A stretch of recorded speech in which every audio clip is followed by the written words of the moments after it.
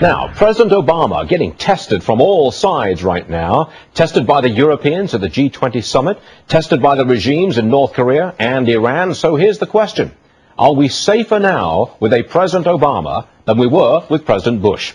Joining us on that is Frank Gaffney, well known to us from the Center for Security Policy and a frequent guest on this program. Proud to have you back, Frank. My pleasure. Thank you for having me. Answer the question. Are we safer now than we were under Bush?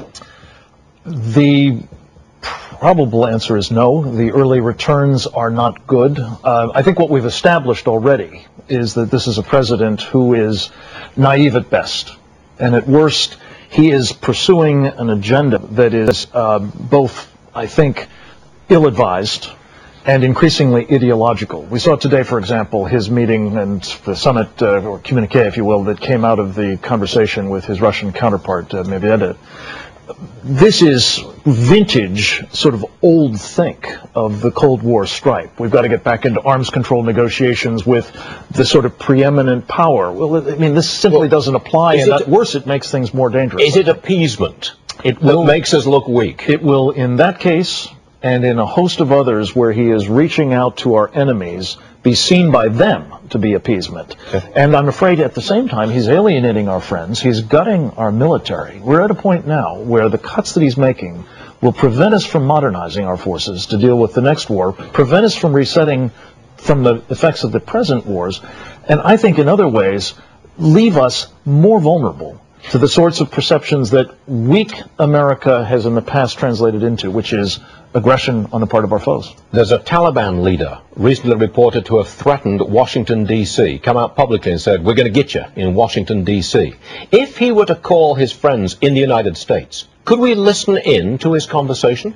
He's publicly made a threat.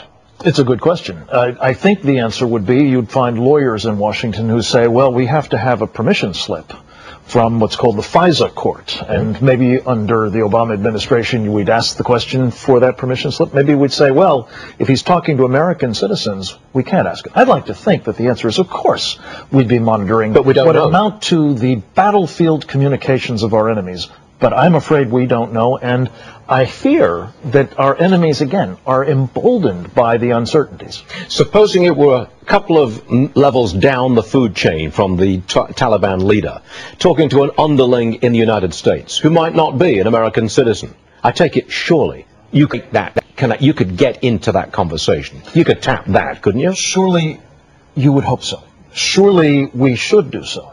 But you cannot tell me that categorically we would. Look, I'm not in the decision-making. But under Bush we would. I mean, we know perfectly well he would have done it. There's no question he would have done it, and rightly so. Here's the problem, that when you have these lawyers, and by the way, there's another one that they're bringing aboard at the State Department, a fellow named Harold Koh, who believe that, you know, universal jurisprudence, if this is not a standard that our international community friends would tolerate, well, then we shouldn't do it. You get the lawyers involved in all of these decisions, we're not going to be safe. Is your level of worry as a security expert gone up? Indisputably. It is high and growing by the day. The more I see of him at work, and I feel if this is day one of his world tour, I fear what will happen in the course of the next week, because we will see more of this emboldening of our enemies and alienating of our friends. Not a good formula for security of this country. Frank Gaffney, a pleasure. Thank you very much for joining us. Pleasure's mine. Thank you. Looking for some good economic news? How about strong returns at the box office?